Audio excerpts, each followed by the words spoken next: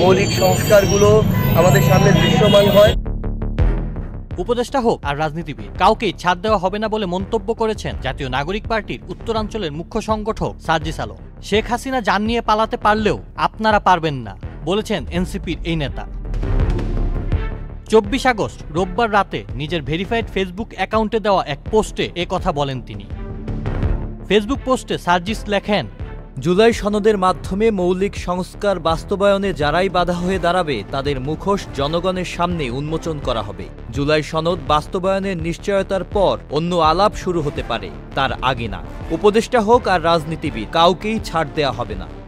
সার্জিস আলম আরও লেখেন, সাধু সাবধান, কে কি করছেন কিংবা করতে চাচ্ছেন কোনো কিছুই গোপন থাকবে না।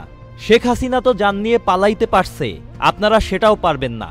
জনগণ এত ভালো না। তবে তিনি কাদের উদ্দেশ্যে ফেসবুক পোস্টটি করেছেন তা নির্দিষ্ট করে উল্লেখ করেননি। তার এই পোস্টের কয়েক ঘন্টা আগে এনসিপি যুগ্ম আহ্বায়ক সারোয়ার তুষারের একটি বক্তৃতার ভিডিও ফেসবুকে পোস্ট করেন সার্জিস আলম। ভিডিওটি পোস্ট করে তিনি লেখেন, অভ্যুত্থান ও জনগণের আকাঙ্ক্ষা বাস্তবায়নে আর বিন্দুমাত্র ছাড় নয়। সারোয়ার তুষার ভাই কথা বলেছেন অন পয়েন্টে।